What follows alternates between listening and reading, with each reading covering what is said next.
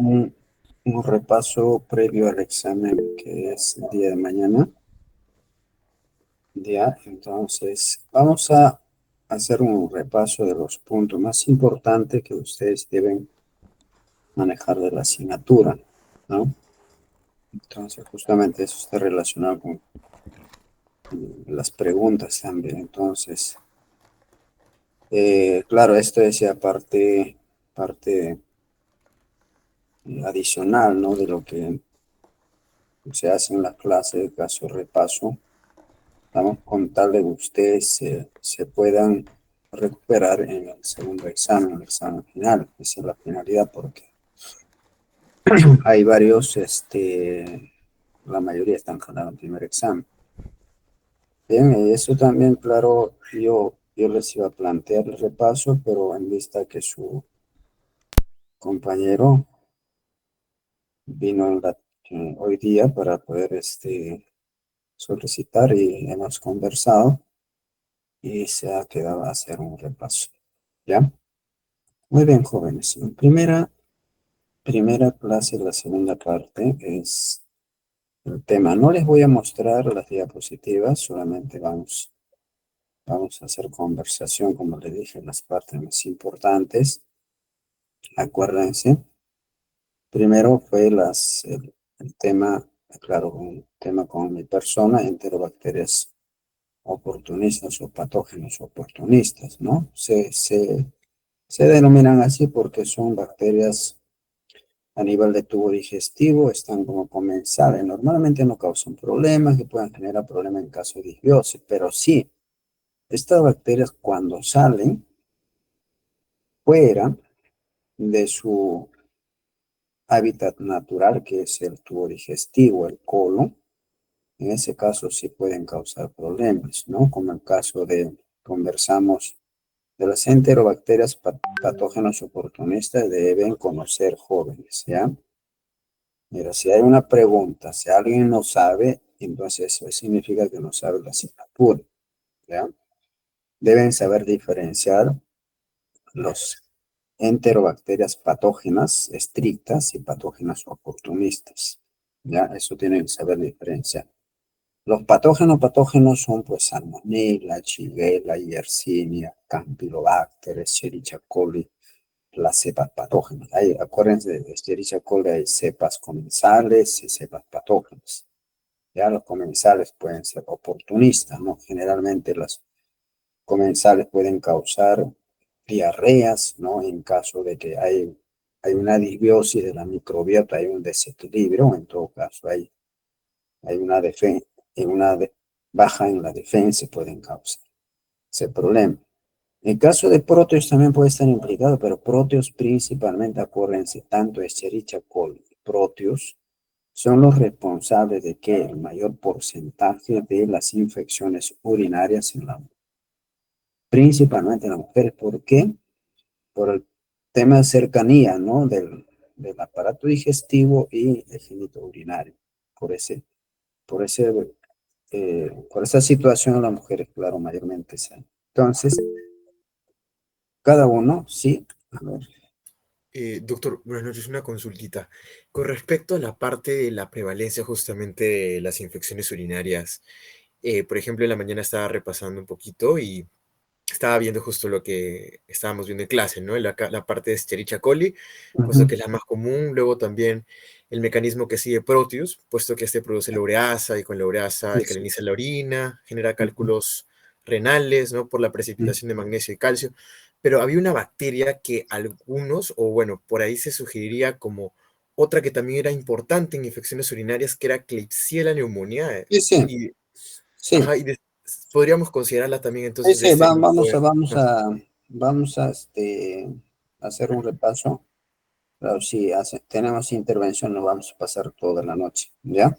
Entonces, los puntos que me interesan, ustedes les voy a indicar, ¿no? El caso justo de Escherichia coli, Proteus, Klebsiella también, sí, ¿no? Klebsiella, principalmente Klebsiella pneumoniae. A ver, lo que me interesa también usted que sepan, ¿no? De estas bacterias patógenos oportunistas, ¿no? Entonces, como le dije, deben saber quiénes son. deben saber escribir correctamente las especies, ¿ya? Si ustedes no saben, no se acuerdan cómo se escribe, mejor no lo escriban, ¿ya? Entonces tienen que acordarse, ya, por lo menos género, acuérdense, pues, ya, si no se acuerdan especies, género. Entonces, no es factible o no es posible que uno que lleva microbiología que no sepa por lo menos género. Eso sí no les voy a pasar, ¿ya? Entonces, le digo, por ejemplo, Klebsiella, no sepan escribir Klebsiella, ¿ya? Entonces, los patógenos oportunistas están Escherichia coli, Proteus, género Proteus, Enterobacter, Klebsiella, Serratia, Providencia, Citrobacter, Morganella. Entonces les pregunta, ahora cite 3 ejemplos de enterobacterias patógenos oportunistas, al menos género, ¿ya? Género, si yo les digo de Proteus, ¿cuáles son las especies, no? Pero las especies más importantes deben recordar, ¿no? Por ejemplo, Proteus mirabilis, Proteus vulgaris, ¿no? Es más importante, ¿no? Las especies que son responsables de la mayor parte de las infecciones. Entonces, y el otro Proteus venereum, por lo menos Proteus mirabilis. ¿Cuál es la característica? ¿Por qué causa infección? Justo ya su compañero dijo, ¿no? Factores de virulencia de esta bacteria son los flagelos, ¿no? Un flagelo peritrico, gran cantidad de flagelos. Le permite movilizarse, adherirse a las células epiteliales del aparato urinario, ¿ya? De las vías urinarias. Y el otro factor de virulencia es la ureasa, la enzima que produce ureasa, que desdobla la urea que viene con la orina, generando CO2 y amoníaco. Y el amoníaco es lo que va a causar problemas, ¿no? Esto va a alterar el pH de la orina. Esto es responsable, ¿no? De la precipitación de calcio, formación de como cristales, ¿no? Que eso puede causar cálculos. Y acuérdense que el amoníaco es un gas altamente tóxico, es responsable de generar la inflamación a nivel de las vías urinarias. Entonces, una infección con Proteus va a haber no solamente, va a presentarse fiebre, va a haber dolor intenso, ¿no? Como consecuencia de una inflamación. Eso es la característica. Acuérdense, deben saber también la diferenciación en el agar McConkey. Recuerden que el agar McConkey es un medio diferencial y selectivo. ¿Selectivo para quién? Para enterobacterias. Crecen enterobacterias. ¿Y por qué crecen enterobacterias en agar McConkey? ¿No? ¿Por qué? Porque ese agar McConkey contiene, pues, sustancias que le van a darle selectividad a enterobacterias. Solo enterobacterias crecen porque tienen capacidad de resistir a uno de los componentes, ¿no? Como el caso de sales biliares. ¿Por qué? Una enterobacteria para colonizar a partir de la boca hacia el colon, claro, debe resistir las sales biliares a nivel del duodeno. Entonces, eso es característica de la selectividad. Diferencia porque el fermentador de lactosa y no fermenta. Los fermentadores de lactosa tienen un color rojo, rosado. Y los no fermentadores blanco, transparente. Listo. Y tienen que saber quiénes son fermentadores, quiénes no son fermentadores de estas enterobacterias. El Escherichia coli es un fermentador. Klebsiella fermentador. Acuérdense de Klebsiella, dijimos que no sabrán mis colonias, pues, mucoides grandes, ¿no? En cambio, Escherichia coli son colonias medianas, redondas, rojas. Proteus, ¿fermentador o no fermentador? No fermentador. Proteus no fermenta lactosa, por lo tanto, colonias. Hay una característica de Proteus, acuérdense. Como tiene gran cantidad de flagelos, en el medio de cultivo se movilizan, forman unas colonias onduladas, al cual se conoce como swarming. Acuérdense eso, ¿ya? Entonces, esas colonias ondulantes se debe pues a que Proteus va avanzando como tiene flagelos, avanza, se detiene, se reproduce, avanza, se detiene, se reproduce, y por eso hay una parte menos densa y otra parte más más densas se abren las colonias, ¿ya? Entonces, eso se llama el fenómeno de Schwarm. Y justamente eso hace un problema de que sea pues fácilmente aislable, ¿ya? Klebsiella, ya le dijo su compañera, ya dijimos lactosa positivo y colonias grandes, mucoides, irregulares. Y dentro de Klebsiella mayor prevalencia la Klebsiella pneumoniae, que no solamente causa infecciones urinarias, puede ser también causante de infecciones respiratorias, por si acaso, ¿ya? Entonces, esa es la característica, la Klebsiella también responsable de infecciones intrahospitalarias, de sepsis, etc. Entonces, dentro de las características bioquímicas que deben recordar, dentro de los patógenos oportunistas, quienes producen, por ejemplo, sulfuro de hidrógeno, solamente va a producir Proteus y Citrobacter. Acuérdense, producen sulfuro de hidrógeno. ¿Con qué medio puedo poner en evidencia a los productores de sulfuro de hidrógeno? Deben saber por lo menos eso. Medio que me va a poner de evidencia a los productores de sulfuro de hidrógeno es el TCI, ¿no? El agar, hierro triple azúcar. Eso es lo que me va a poner en evidencia, ¿ya? ¿Por qué? Porque tiene dentro de su componente sale de fierro, que con sulfuro de fierro forma con sulfuro de hidrógeno forma el sulfuro de hierro. Eso es el sulfuro de hierro es de color negro. ¿Listo? ¿Ya? ¿Qué más? Hay serratia, pero en serratia es también patógeno oportunista. Acuérdense del serrate que deben recordar, es característica de las colonias, ¿no? Son colonias rojas, que va a depender también de las condiciones extremas. En condiciones extremas, claro, las colonias son mucho más intensas, ¿no? Las colonias, los colores son mucho más intensos, ¿ya? Entonces, eso es importante recordar. El pigmento que produce son las prodigiosinas, acuérdense eso, ¿ya?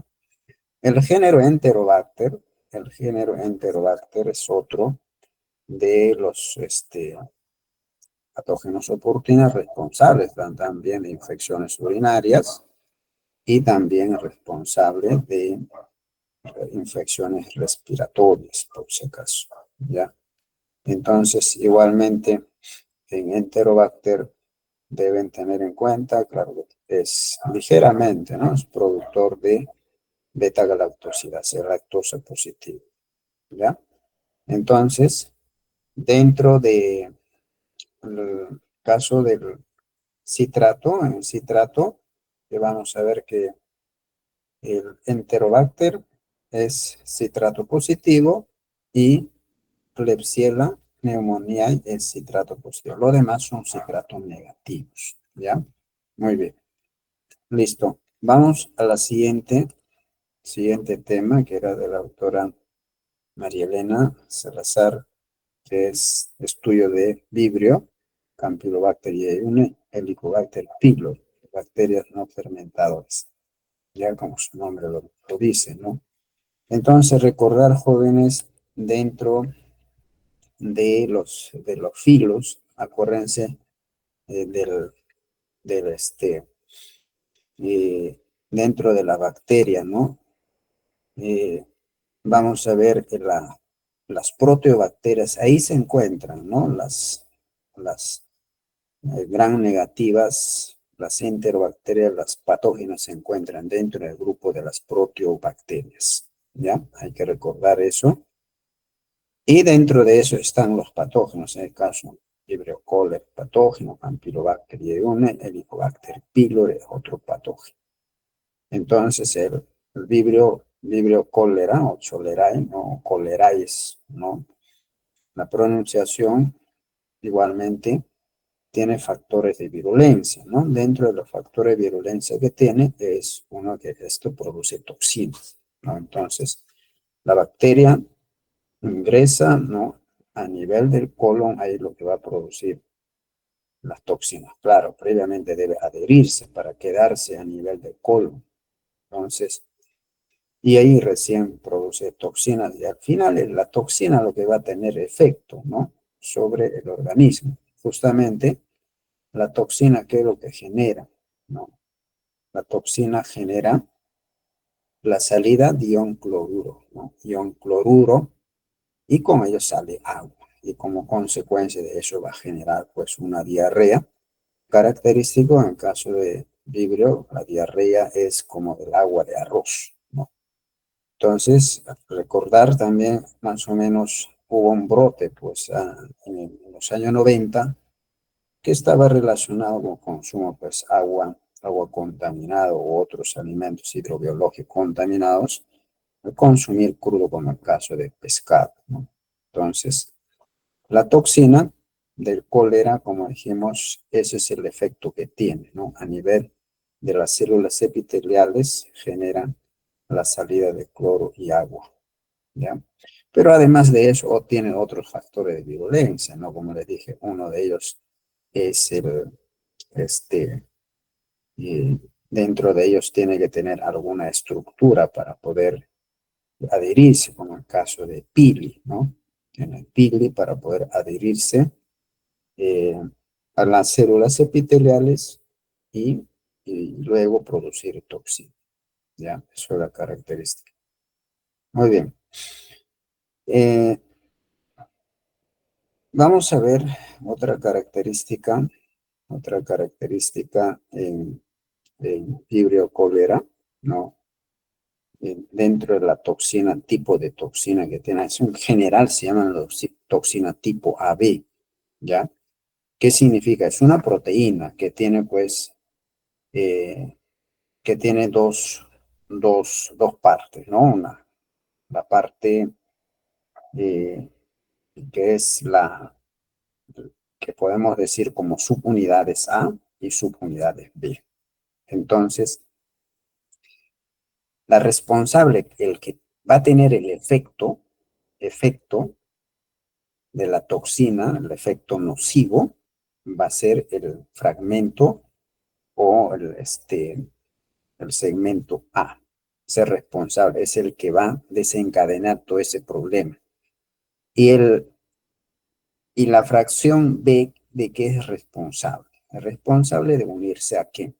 Al receptor. Recuerden que las toxinas para poder tener efecto sobre las células tienen que unirse al receptor, porque si no, no van a tener efecto, ¿no? Entonces, eso es el mecanismo. Entonces, su toxina es a la vez termolábil. Deben recordar eso, ¿no? Termolábil. Y por eso está implicado con el consumo, como dije, de alimentos hidrobiológicos crudos, como el caso del ceviche, y consumo de agua contaminada pues, sin hervir, ¿ya? Y causante, pues, de la diarrea, como dijimos, ¿ya? Muy bien. Y por ahí también deben recordar los serotipos, por si acaso, el serotipo, ¿cuál es el serotipo que tiene, pues, mayor efecto nocivo? Muy bien.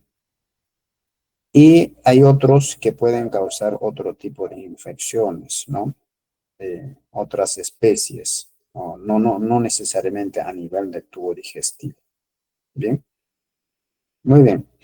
Campylobacter jejuni está relacionada, es una bacteria que está relacionada con qué? Relacionada con las aves, ¿no? Acuérdense que está relacionada con las aves.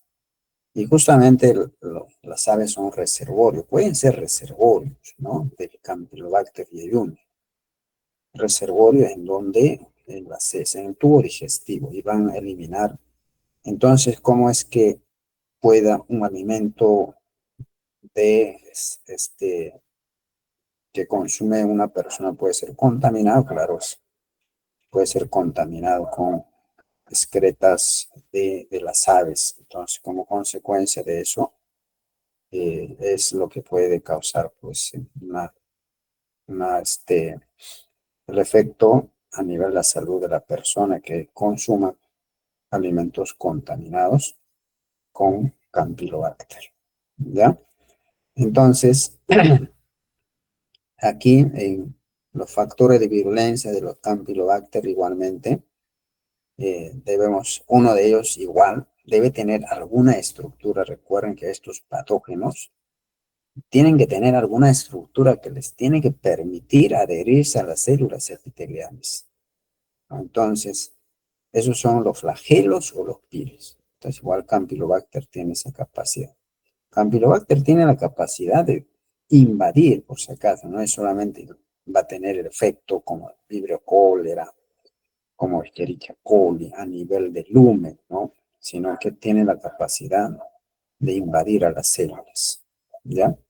Otros factores de virulencia de Campylobacter tienen la capacidad de neutralizar, por ejemplo, el sistema inmunológico. Desencadena inflamación, desencadenante de inflamación. Por eso tienen factores, capacidades también de desencadenar factores quimiotácticos, ¿ya? Entonces, ¿qué hace? Invade las células epiteliales y tiene la capacidad de neutralizar al macrófago. Y por eso, en caso del macrófago, puede ser utilizado hasta como medio de transporte. En caso de los animales, claro, no se ve la explicación o cómo ese mecanismo, claro, en este caso que los animales pueden neutralizar y no les va a causar problema, ¿ya? Entonces, la toxina de Campylobacter y une la toxina de distensión citoletal, o sea, toxina que tiene actividad adenasa, toxina de distensión citoletal. Igualmente que tienen segmento, ¿no? ABC, ya segmento ABC. Entonces, esta toxina citoletal, ahí, por ejemplo, el componente activo es el B. Es una toxina tipo AB también, acuérdense.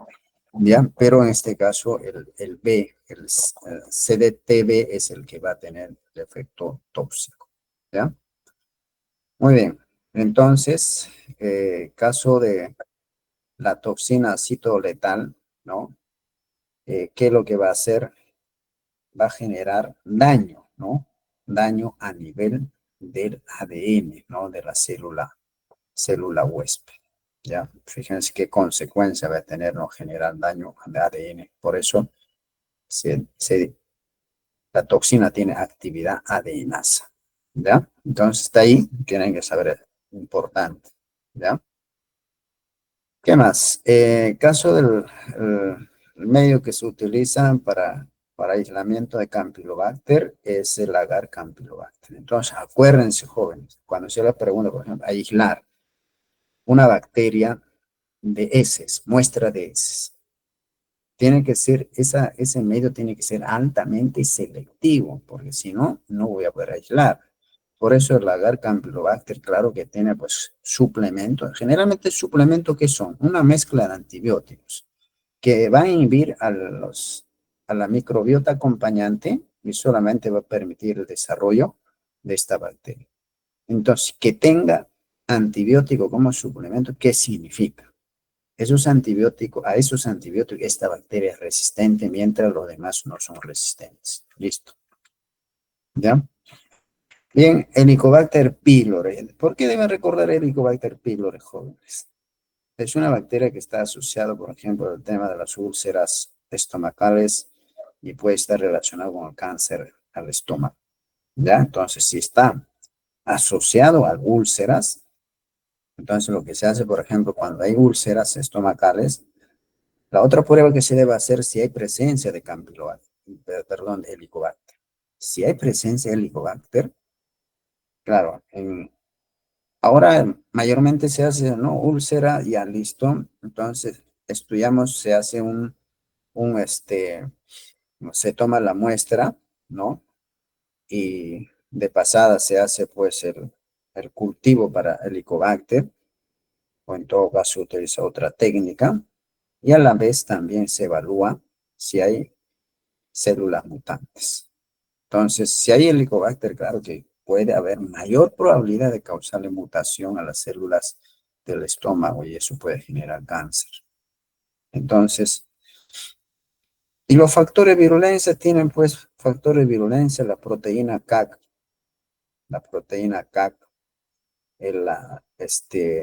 la citotoxina vaculizante, el BAC-A, y la uriasa. ¿No? Eso deben recordar, jóvenes. La uriasa, ¿de qué es responsable? Acuérdense, mira, ¿cómo prospera la bacteria en un medio altamente, en todo caso, altamente ácido, un pH bajísimo, ¿no? Cercano a 1.82. ¿Cómo prospera? ¿Cómo hacen la bacteria para justamente produce la uriasa para que, entonces, ¿qué hacen? Recuerden que la urea es procedente del metabolismo de aminoácidos, va circulando en la sangre. Entonces, a nivel de la circulación sanguínea, a nivel de la mucosa estomacal, esto lo toma, ¿no? La urea, y con su ureasa lo transforma a amoníaco.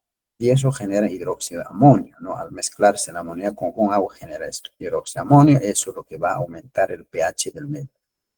Eso es la capacidad de formar, generar condiciones, ¿no? Adecuadas en esa condición adversa. Entonces, la otra proteína KA y la citotoxina vaculizante es, claro, vaculiza, ¿no? A las células epiteliales del estómago, y eso genera, pues, muerte, ¿no? Muerte celular, o en todo caso inducción a la apoptosis, ¿ya? Entonces, deben recordar, pero además de eso, acuérdense, todas las células que atacan a nivel de las células que invaden por las células epiteliales tienen uno de sus factores de virulencia. Acuérdense que debe tener alguna estructura para adherirse. Igualmente, el Helicobacter tiene, pues, eh, flagelos, ¿no? Para poder adherirse, ¿ya? Y dentro de los bacilos gram negativos no fermentadores están Pseudomonas. Es una bacteria muy ubicua, ¿no? Hay diferentes cepas, que pueden haber cepas desde patógenas, no patógenas, hasta degradadores de xenobióticos, ya en el caso de Pseudomonas. Entonces, acuérdense que es gran negativo. Es otra pregunta que se va a hacer. ¿Qué es, no? Gran negativa, dice, en enterobacterias, mayoría son gran negativas, pero hay otros que son gran positivos, ¿ya? Pseudomonas es gran negativo. Mínimo deben saber eso, jóvenes. Mínimo. Porque eso les digo, por en el primer examen, hay muchos que me han puesto, por ejemplo, Staphylococcus aureus gran negativo. Imagínense, eso es para anularlo. ¿Se dan cuenta? Entonces, esa es la pregunta que se van. Especies de Pseudomonas deben conocer. Pseudomonas aeruginosas. Y deben saber escribir las Pseudomonas. Es Pseudomonas. Termina en S, no es Pseudomonas nada más. Ahí está aeruginosa, fluorescen, utida, lutiola, etc. ¿Ya? ¿Qué características tiene Pseudomonas? Características bioquímicas, Pseudomonas, ¿no? La Pseudomonas, dentro de lo bioquímico, ¿no? Entonces, en el caso, por ejemplo, el citrato, ¿no? El agar citratos simo es positivo, acuérdense, ¿no? Citrato simo positivo, ¿ya? Es una de las características importantes. Caso de pseudomonas jóvenes productores de pigmentos, eso también produce en condiciones adversas, una diversidad de pigmentos como la piocianina, la piogardina y piorubina, ¿no? Entonces deben recordar también. Y eso igualmente, la producción de pigmentos es en en condiciones adversas. Medios selectivos, agar-cetrimida, deben recordar eso, ¿ya? Medios selectivos, agar-cetrimida. Muy bien. Igualmente pueden una diversidad de factores de virulencia, ¿no? Las exotoxinas, colagenasas, elastasas, aquellos que atacan la piel, por ejemplo, tienen colagenasas, elastasas, fosfolipasas, ¿no? Esos son factores de virulencia. Y el otro a nivel, igualmente, uno de los factores de virulencia son pileloflagelos, ¿ya? Género Acinetobacter, y destacar ahí es Acinetobacter baumani, causante de las infecciones intrahospitalarias. Se ha determinado que existe cepas altamente resistentes a los antibióticos, ¿ya? Caso, y es catalasa positiva, otra característica, ¿ya? Y otra característica, puede crecer a temperaturas altas, 44 grados, es una de las características, y es no hemolítico, ¿ya? No hemolítico, característica, entonces no produce hemólisis, ¿no? De agar sangre, pero puede crecer a alta temperatura, ¿ya? Eso hace método. Pasamos a otro, sí, Doctor, disculpe la interrupción y una consulta, por favor. Con respecto justamente antes de pasar a la siguiente, antes de Acinetobacter en Pseudomonas todavía, hay una parte de la diapositiva donde se trata la parte de la resistencia que pueden generar, que tenemos la resistencia, en este caso, a antibióticos y hablan ujú, sobre, ¿podría explicar la parte de multidrogoresistencia, la extremadamente resistentes y... ya. En el caso multidrogo de resistencia se le denomina porque no es resistente a un solo antibiótico. Dos o más antibióticos ya es multidrogo resistente. En caso de por ejemplo, los extremadamente resistentes, por ejemplo, en caso de Mycobacterium tuberculosis, hay extremadamente resistentes. ¿En qué se diferencia extremadamente resistentes? Acuérdense, para poder tener resistencia, tienen que tener un mecanismo de resistencia. Caso, por ejemplo, resistencia a las penicilinas. Uno de los mecanismos, ¿cuál es? Hay muchas bacterias que han desarrollado enzimas contra el anillo beta-lactámico, conocido como beta-lactamasa. ¿Qué hacen? Lo degradan y con eso se inactivan las penicilinas. Es un mecanismo. Pero los extremadamente resistentes no solo tienen un mecanismo de resistencia, tienen varios mecanismos de resistencia. Pueden combinar, por ejemplo, eh, producción de enzimas con bombas de flujo, por ejemplo. Ya ustedes verán los mecanismos de resistencia, ¿no? Se va a ver en microbiología aplicada. Bomba de flujo. ¿Qué significa bomba de flujo? Han desarrollado un mecanismo de tal manera, ingresa el antibiótico, por ejemplo, tiene sitio de acción a nivel ribosoma, ¿ya? Ingresa, pero ¿qué hace la bacteria? Te lo devuelve tu antibiótico. Se ingresa, ¡fam!, lo expulsa. Eso se llaman bombas de flujo. Entonces, hay microorganismos que han desarrollado varios mecanismos de resistencia frente a diferentes. Entonces, son los extremadamente, porque vas a utilizar, por ejemplo, en ese caso tienes que usar varios antibióticos, ya una combinación de antibióticos, ¿ya? Eso es la diferencia. Entonces, multidrogo, que varios antibióticos extremadamente tienen, aparte de que son resistentes, varios antibióticos tienen varios mecanismos de resistencia, ¿ya? Bien. A ver, ¿qué más tenemos? ¿Qué más tenemos? A ver, de la doctora Mirta. Vamos a resumir lo siguiente. A ver, un momento. Allá. Gran positivos no esporulados y esporulados, ¿no? Los no esporulados, ahí está Listeria monocytogenes, que es también una bacteria implicada que es responsable de ETA, ¿no?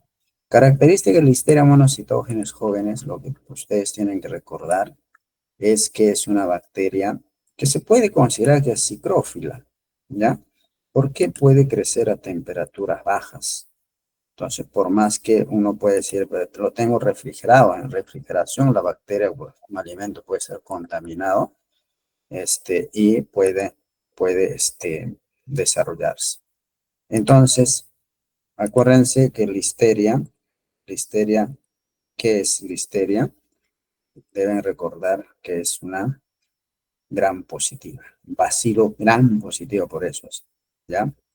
Entonces, no esporulados, esto no producen. Los lactobacilos también, pero lactobacilos la importancia que tienen, pues es buena parte son de aplicación industrial, muchos de ellos saben. Muchos de ellos son probióticos, ¿no? Pero son gram positivos, lactobacilos. ¿Por qué se llaman así lactobacilos? Porque un producto de fermentación va a producir este ácido láctico. Dentro de los bacilos esporulados, aerobios y anaerobios, ¿no? Dentro de aerobios están Bacillus anthracis, acuérdense, ¿no? Bacillus anthracis es el responsable ¿de qué? Del causante de una enfermedad que se llama anthrax. Y como consecuencia de que el anthrax se genera, ¿no? Ahí está implicado la toxina, ¿no? De Bacillus anthracis. Acuérdense que el Bacillus anthracis ha sido un candidato para ser utilizado como arma biológica, ¿ya? Entonces, recordar esa parte. Entonces, tiene pues diferentes toxinas, ¿no? Diferentes toxinas. Entonces, dentro, acuérdense, una de los factores de virulencia de estos esporulados justamente va a ser, una de ellos va a ser la espora, ¿no? ¿Es un factor de virulencia? Claro que sí. ¿Por qué? Porque las esporas van a ser resistentes a las condiciones adversas. Las esporas, por ejemplo, van a ser resistentes, por ejemplo, cuando ingresan por la vía respiratoria resistente a los mecanismos de defensa. Van a ser resistentes, por ejemplo, al pH, ¿no? De los diferentes mucosas. ¿Es un factor de virulencia? Claro que sí. Pero además del factor de virulencia de las esporas, cada uno tiene la capacidad de producir toxinas. Por ejemplo, el Bacillus anthracis produce hay tres toxinas, ¿no? El factor letal, factor edema, y una combinación de factor letal y factor edema, ¿ya? Entonces, ¿y con qué está relacionado? Son aerobias, ¿no? Hay que recordar que son bacterias aerobias, el Bacillus anthracis, son aerobios, ¿no? Son aerobios estrictos, por si acaso. Y por eso también producen esporas, ¿no? Que pues, frente a condiciones adversas, pues tienen la capacidad de producir esporas. Bien, estaba relacionado con las infecciones con ciertos animales, ¿no? Ciertos animales. Entonces, vamos a ver caso en los animales producían una enfermedad que se denominaba carbúnculo, ¿ya? Entonces, los factores de virulencia, dijimos la toxina, el factor de edema y factor letal. El factor de edema y además está el antígeno protector. Son tres toxinas, ¿no? El antígeno protector con factor letal forman la toxina letal y el factor de edema con factor letal la toxina de edema. Deben conocer, jóvenes, estas toxinas, genes de estas toxinas se encuentran en un plásmido, o sea, la bacteria, aparte del ADN cromosómico, tiene un ADN plasmídico. Y justamente en el ADN plasmídico, el plásmido POX1, ahí se encuentran los genes de las toxinas. Pero también hay otro plásmido, porque hay otro factor de virulencia de Bacillus anthracis. ¿Cuál es? La cápsula. ¿Ya? Una de ellas cápsula. Entonces, la cápsula, el gen de la cápsula, ¿dónde se encuentra?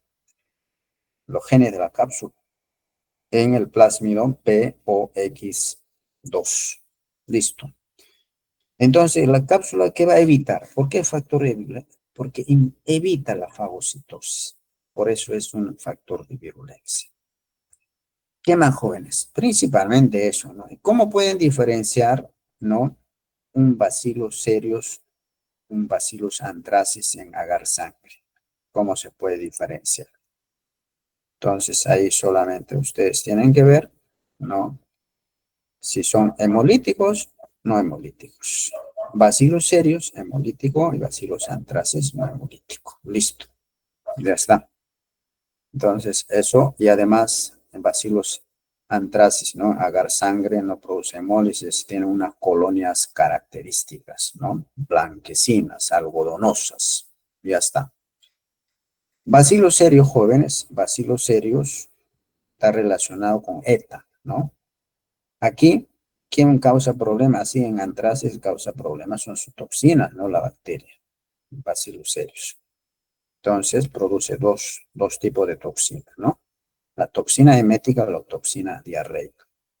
La toxina emética, eh, responsable de las náuseas, vómitos, es termoestable, la toxina diarreica es termolábil. Medio de cultivo selectivo, agarmósil, acuérdense de agarmósil, ¿no? Medios. ¿Y qué toxina produce, no? La toxina emética es la cereolida. ¿Qué característica tiene la cereolida, no? Es es una cadena de aminoácidos cerrada, una cadena cerrada de aminoácidos. Eso hace que sea resistente a altas temperaturas, ¿ya? Y la enterotoxina que dijimos es la diarreica, es la enterotoxina T, ¿no? O en T. Esto sí es termosensible. Listo, ya está. ¿Qué más? Y finalmente, con el caso de los patógenos esporulados, está el género Clostridium, ¿no? Dentro de ellos la Clostridium botulinum, Clostridium tetani, Clostridium perfringens. Clostridium botulinum igualmente relacionado con intoxicaciones alimentarias. Tetani no tiene que ver con alimentos, igual perfringens podría ver con alimentos, ¿ya? Tetani y botulinum, ¿quiénes son los responsables del problema? Son sus toxinas. En cambio, Clostridium perfringens, esto sí causa infección, ¿no? Aquí no producen eh, tetani y botulínicas intoxicación, ¿ya? Entonces, ambos, toxina de tanto el Clostridium tetani y botulínica, son neurotoxinas. Tienen efectos contrarios. La toxina botulínica actúa a nivel, está relacionada con acetilcolina, ¿no? Entonces, la toxina botulínica, por ejemplo, bloquea la liberación de acetilcolina, ¿ya? Bloquea la liberación de acetilcolina. Entonces, como consecuencia de eso, acuérdense que la acetilcolina está relacionada con la contracción muscular, ¿no? Tanto el músculo esquelético, la contracción voluntaria e involuntaria. Listo. Entonces, la liberación, entonces, se va a bloquear la liberación de acetilcolina, entonces, va a haber poco acetilcolina. ¿Y eso qué va a generar? Parálisis muscular. Eso se llama parálisis flácida, ¿ya? Parálisis flácida, o sea, relajado. El músculo se queda relajado. Y eso, por eso, va a matar a una persona por un paro cardiorrespiratorio. El otro, Clostridium tetani, recuerden que eso puede estar, pues, las esporas pueden encontrarse en material punzocortante, ¿no? Por ejemplo, fierro oxidado. Entonces, ahí ingresa espora. Entonces, cuando la herida se cierra, no se desinfecta adecuadamente, entonces se le da condiciones para que, condiciones anaerobias, acuérdense que estos son anaerobios estrictos, ¿no? Clostridium tetani, Clostridium botulínico, y en eso se desarrolla la bacteria y produce toxina. Esa toxina se libera a la sangre y produce, como dijimos, que está relacionada a acetilcolina. En este caso produce un efecto contrario a la toxina botulínica. Aquí, para que por acetilcolina. Entonces, la glicina bloquea la liberación, porque ese es el controlador de la liberación. Entonces, ¿qué hace? La clostridium, el clostridium, la toxina Clostridium tetani lo que va a hacer es bloquear la acción de glicina. Entonces, si bloquea el receptor de glicina, entonces ya no hay glicina que controle la liberación de acetilcolina. Entonces, hay una liberación descontrolada de acetilcolina. Entonces, por lo tanto, va a tener un efecto contrario. ¿Cuál es? Va a generar parálisis igual, pero en este caso, el músculo se va a quedar contraído. Eso se llama parálisis espástica. ¿Ya? Parálisis espástica para Clostridium tetani y parálisis flácida para Clostridium botulinum. Listo. Listo, jóvenes. Eso sería con este tema, ¿ya? Con el tema de la doctora Ana María Chávez 12, ¿ya? Ahí han hecho pocos gram positivos, ¿no? Pocos gram positivos, Staphylococcus y y Streptococcus, ¿no? Entonces, la característica de Staphylococcus y Streptococcus deben saber los medios de cultivo, ¿no? El Streptococcus, generalmente, si se quiere aislar, si quiere, queremos que desarrolle, se utiliza agar sangre, agar chocolate, ¿ya? Son medios mucho más ricos, ¿no? En cambio, Staphylococcus aureus se puede utilizar para muestras clínicas mannitol salado, ¿no? La ocurrencia monitor salado es un medio diferencial y a la vez selectivo, ¿ya? Entonces, debemos recordar que los Staphylococcus aureus epidermides es una microbiota normal de la piel, ¿no? La piel y aureus también, ¿no? Pero es un patógeno oportunista, ¿no? O puede ser patógeno cuando se va pues fuera de su hábitat natural. Entonces, en caso de Staphylococcus aureus, claro, causante, buena parte, ¿no? Que podemos destacar el caso de infecciones a nivel de la piel, como consecuencia de que, ¿no? Puede darse caso por diferentes cambios hormonales, ¿no? Puede darse caso de la obturación de los folículos pilosos y ahí se da condiciones, se desarrolla y puede causar infecciones a nivel de la piel, ¿ya? O en todo caso también en una herida, ¿no? Si hay un corte, lo primero que va a atacar es Staphylococcus aureus. ¿Ya está? En caso de Streptococcus pneumoniae y Streptococcus pyogenes neumonía, ya saben ustedes, responsable de la neumonía. ¿Cuál es su factor de virulencia, joven? El factor de virulencia más importante es la presencia de cápsula. El estreptococo, joven, es un diplococo. Se va a presentar como dos cocos ahí unidos y encima hay una capa protectora que es la cápsula. Es factor de virulencia. Entonces, responsable de la infección respiratoria, responsable de la neumonía estreptocócica. Y los estreptocopiógenes son responsables de que las infecciones a nivel de la piel y las vías respiratorias, uno de los responsables de infecciones a nivel de la garganta, ¿verdad? Entonces deben conocer las características. Por ejemplo, Streptococcus pyogenes es superóxido bismutasa. Caso de Streptococcus pneumonial, factor de virulencia, cápsula, ¿ya? Importantísimo. Además, Streptococcus pneumoniae produce también neuramidasa, ¿ya? Y la Streptococcus pyogenes produce también caso, por ejemplo, la streptodogmasa extracelular. Además de eso, producen streptolicinas, ¿ya? Streptolicinas, por si acaso. Y por ahí vemos la producción de streptolicinas. El caso de piógeno, por ejemplo, es el que va a causar la hemólisis, ¿no? Hemólisis de los eritrocitos. ¿Qué más? A ver, ya. Entonces, y destacar también en caso de estas bacterias van a ser responsables de qué? Responsable, por ejemplo, de infecciones, no solamente a nivel de la piel, a nivel de las mucosas, también pueden ser infecciones de órganos internos como el corazón, por ejemplo, la endocarditis bacteriana. Entonces los estreptococos pueden causar eso. El otro, ¿no?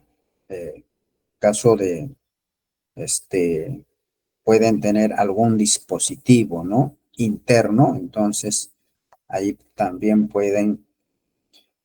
las personas pueden utilizar algún dispositivo y eso puede ser una puerta de ingreso y pueden causar infecciones. ¿Qué más? Eh, y además de eso, recordemos que la Staphylococcus epidermidis normalmente es comensal, pero hay patógenos por si acaso, hay cepas patógenas. Principalmente, ¿en dónde están las cepas patógenas? A nivel intrahospitalario, como consecuencia de que, claro, han recibido factores de virulencia, genes de virulencia y se han convertido. Y aquellos microorganismos que van a tener esa capacidad, jóvenes, de causar infecciones, órganos internos como el corazón, por ejemplo, la endocarditis bacteriana, tienen que tener la capacidad de producir biofilm o biopelículas. Estos producen el Staphylococcus aureus, tanto epidermides, la patógena y las Staphylococcus aureus van a producir biopelículas. Entonces, recuerden esa característica. ¿Ya? Eso sería con respecto a ese tema. A ver, ¿ya? Con respecto a la micología, deben recordar la estructura, ¿no? De los hongos, ¿no? La estructura de la pared celular, que, ¿cuál es la pared celular? Es igual, eso ya hemos visto también, ¿no? Cuando hablamos ya de la estructura microbiana, ¿no? ¿Qué característica tiene? Por ejemplo, la membrana, que se diferencia con la membrana de mamíferos, ¿no? Entonces, no tienen colesterol, que es lo que tienen en vez de eso, tienen ergosterol. Entonces, una capa delgada de quitina. Además de eso, hay otros componentes encima de la quitina, ¿no? Listo, eso deben conocer.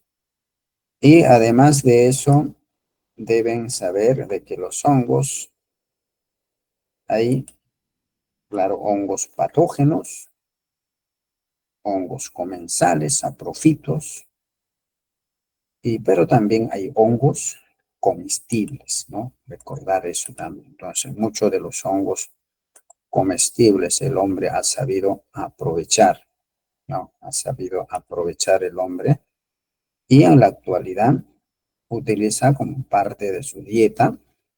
Hay hongos que se cultivan, ¿no? Industrialmente, pero también hay hongos que crecen de manera silvestre y se aprovechan, ¿ya? Entonces, y además de eso deben saber que los hongos, ciertos hongos tienen una característica, cuál es el dimorfismo, ¿no? Entonces el dimorfismo se caracteriza porque en ciertas condiciones eh, se comportan como levaduras y ciertas condiciones como hongos filamentosos. Ya saben qué cosas son levaduras, ¿no? Levaduras son hongos unicelulares. Filamentosos ya son hongos multicelulares y además de, recuerden, en el caso de los comestibles, generalmente son las setas, ¿no? Comestibles son las setas. Muy bien. Y también recordar que hay una diversidad de formas, ¿no?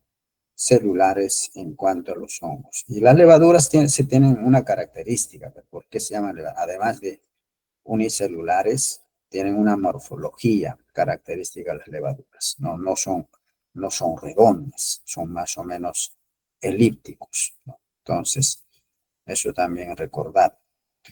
Bien, la reproducción a través de esporas, mayoría a través de esporas, pero las levaduras se reproducen por gemación, mecanismo que se llama gemación, ¿ya?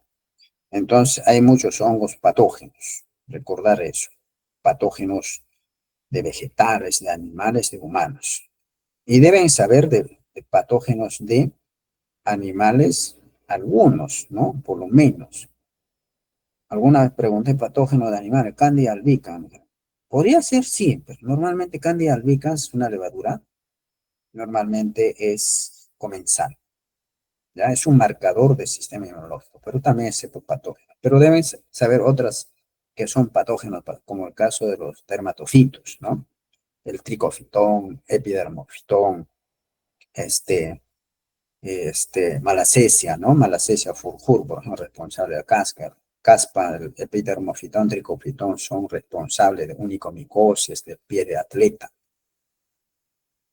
El, el hongo que ha sido, por ejemplo, mencionado en el seminario, ¿se acuerdan? El Cryptococcus neoformans, que es una levadura, ¿no?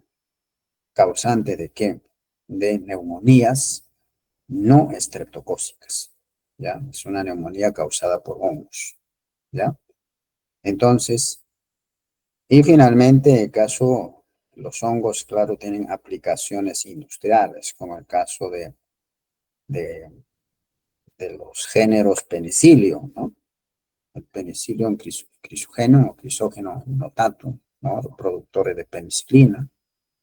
Pero además de eso, las levaduras Saccharomyces cerevisiae y hay hongos causantes que generan toxina, como el caso de Aspergillus flavus, no produce las aflatoxinas, ¿ya?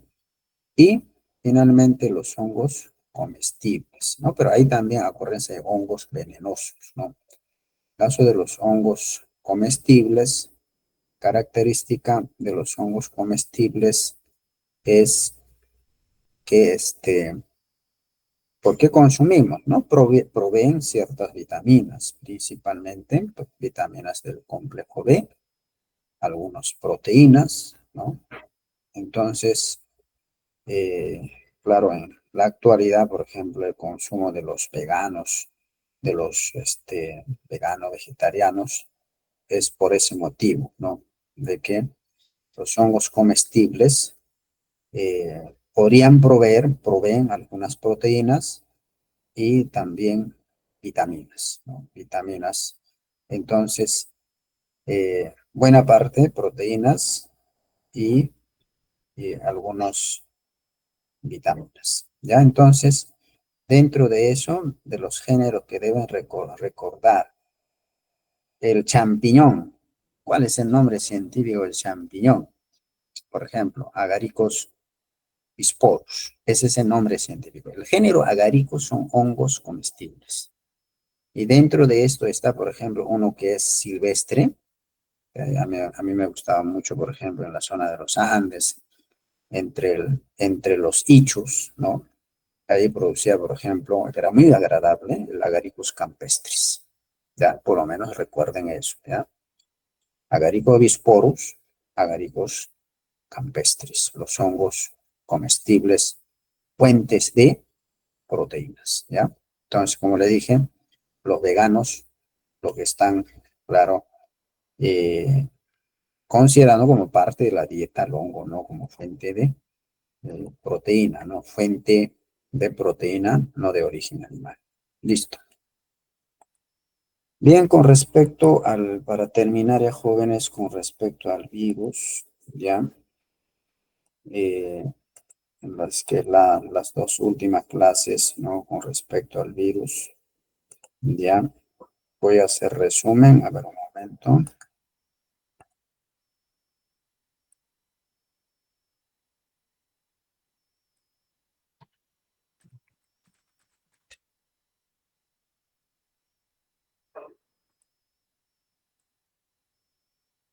Ya. Entonces, la clasificación del virus, acuérdense, según Baltimore, ¿no? Acuérdense que habíamos visto la clasificación de virus según Baltimore, por ejemplo, la coronabilidad y ahí están los coronavirus, ¿no? Deben recordar esa parte, ¿no? Según Baltimore, por ejemplo, coronabilidad, ¿qué tipo de virus es? ARN, ¿no? Recuerden, de tipo ADN, ARN primero, ¿no? Es ADN, ARN positivo o negativo. Ya está, según Baltimore.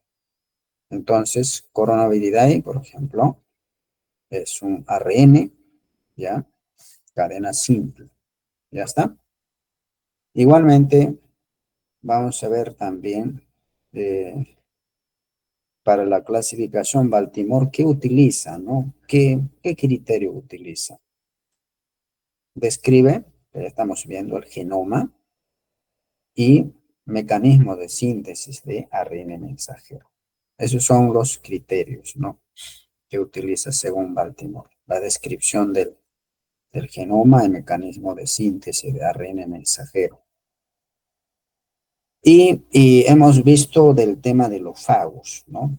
Los fagos son virus que atacan a las bacterias, muchos de manera específica. Entonces, si nosotros queremos aislar fagos, acuérdense, yo debo aislar de muestras en donde pueden haber presencia de bacterias. Por ejemplo, yo quiero aislar fagos propios de Escherichia coli. ¿De dónde voy a aislar? Obviamente voy a aislar, pues, donde hay Escherichia coli. ¿Sí o no? Eso, ese es un criterio que deben saber, ¿ya? Entonces, el mecanismo, ¿cómo va a ser, no? ¿Cómo va a ser? Cómo yo puedo aislar de aguas residuales, por ejemplo, un fago que ataca a un patógeno? Entonces, debo buscar en el lugar donde hay patógeno. Ahí debe estar el fago. Entonces, ¿qué debo hacer para poder aislar al fago? ¿No? Entonces, ¿cómo yo puedo evaluar si está presente el fago en el fago propio de un patógeno en ese medio? Entonces, lo que tengo que hacer es, ¿no? Acuérdense, primero debo hacer un proceso de enriquecimiento, ¿no? Del medio. ¿Para qué? Para que pueda aumentar en cantidad el patógeno y por lo tanto también puede aumentar en cantidad el fago. Esa es la finalidad. Primero eso, ¿no? Entonces lo que hago es sembrar en un medio rico para que pueda desarrollar o aumentar mayor cantidad la bacteria patógena y pueda aumentar, por supuesto, el fago. Y luego hago la filtración, ¿no? Y una vez que he filtrado, enfrento, ¿no? Enfrento con el patógeno, pero ya debo utilizar un patógeno, una cepa pura, ¿no? Entonces, por ejemplo, si estoy haciendo contra Escherichia coli, debo tener una cepa propia. O vamos a poner otro ejemplo, contra Listeria monocytogenes. Entonces voy a enfrentar una vez que he filtrado, pero primero previamente he hecho un enriquecimiento. ¿Para qué? Para que aumente la bacteria Listeria y aumente también la carga viral. Lo filtro y con ese filtrado enfrento a la bacteria, ¿ya? Entonces, ¿qué evalúo? Evalúo la formación de calvas, acuérdense de las calvas. Esos puntos donde no había crecimiento como consecuencia de qué? De que los fagos están lisando a las bacterias. Listo. Eso es lo que deben recordar, ¿ya? Finalmente, jóvenes, en la última clase, ¿no? La última clase la han tenido con mi persona. ¿Qué me interesa que ustedes sepan acá? ¿No? Hemos visto ya los virus ADN, ARN. Deben saber, por ejemplo, el coronavirus, qué qué tipo de ácido nucleico tiene. ¿Ya? El coronavirus. El virus, lo más clásicos, ¿no? El virus de sarampión. ¿Qué tipo de genoma o qué tipo de ácido nucleico? ¿Ya? ¿Es ARN o ADN? El virus de herpes labial, herpes genital, de tipo ADN, ARN. ¿Qué característica tienen los virus de tipo ADN a ARN? Mecanismo de infección de quién? De herpes labial. Mecanismo de infección. ¿Ya? ¿Cómo es el mecanismo de infección y cómo es que el virus se mantiene latente? ¿Dónde se mantiene latente el virus? Dijimos a nivel de las células nerviosas. Dijimos que es un marcador de qué? Del sistema inmunológico. Entonces baja la defensa, salen de ahí, atacan a las células epiteliales de los labios. ¿Qué hacen? A nivel neurona, ahí actúan como virus lisogénico, pero a nivel de las células epiteliales de la boca como lítico. Por eso va a generar muerte celular, destrucción de las células epiteliales, y eso va a generar esa herida, esa inflamación. ¿Ya está? ¿Qué más, jóvenes? Mecanismo, ¿por qué se le denominan ADN negativo, ADN positivo, ARN negativo, ADN positivo? ¿Por qué se denominan así? ¿No? ARN positivo, secuencia del ARN es de 3 a 5. Entonces, para poder Acuérdense, para poder transcribirse, ¿qué tiene que ocurrir, no? Ahí, cuando es negativo, la transcripción es directa o tiene que formarse el complemento, ¿ya?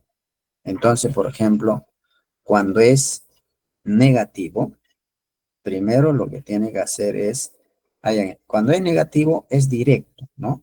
La transcripción. ¿Por qué? Porque el ARN mensajero que va a hacer es 5 a 3.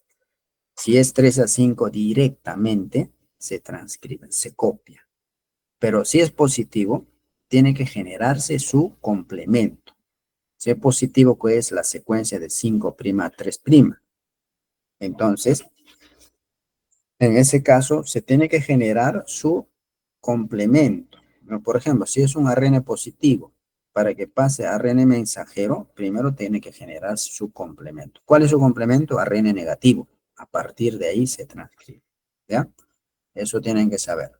¿Ya? Entonces, herpes labial tipo ADN. Herpes labial, herpes genital de tipo ADN. ¿Ya está? ¿Qué más? Las partículas virales, acuérdense, pueden ser desnudos o en todo caso con envoltura. ¿Ya? Desnudos en envoltura. ¿A quiénes se le llaman desnudos? Desnudos solamente tienen cápside y ácido nucleico. Eso se llama nucleocápside, ¿no? Y en cambio los que tienen envoltura, además de eso, tienen una envoltura naturaleza lipoproteica. Ya está.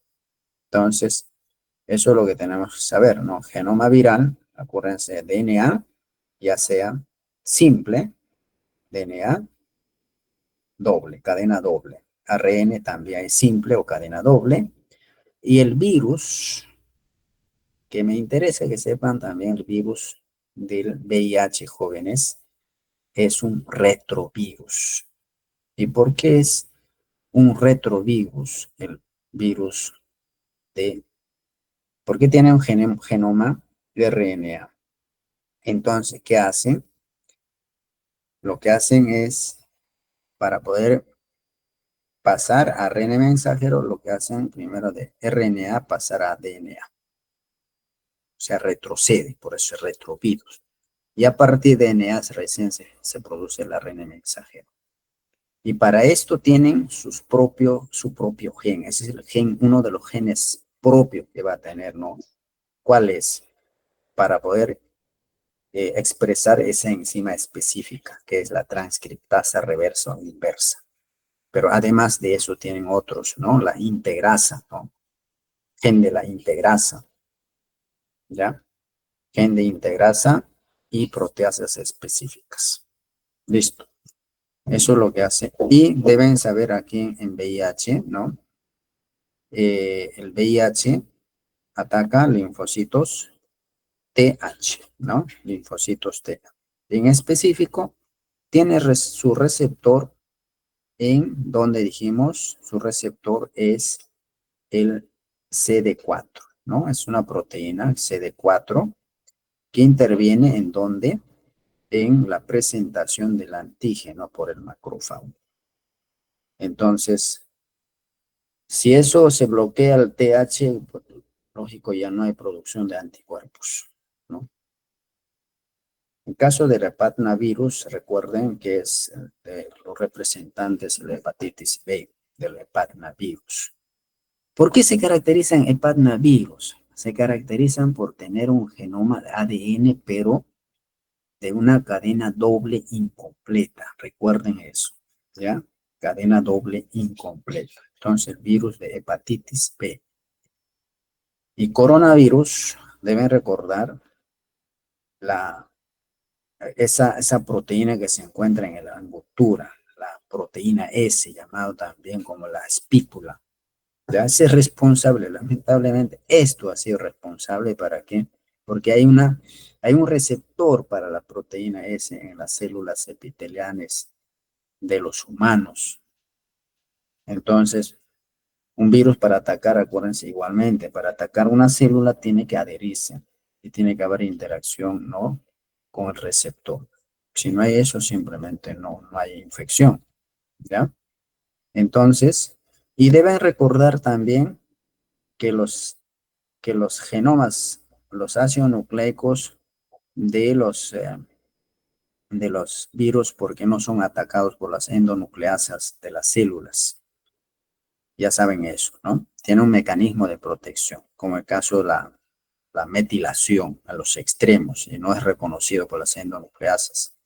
O en todo caso cadenas de poliadininas, acetilación y otros mecanismos, ¿ya? Entonces, eso les protege de las endonucleasas. Finalmente, el virus del papiloma humano, recuerden que el virus responsable del cáncer al cuello uterino.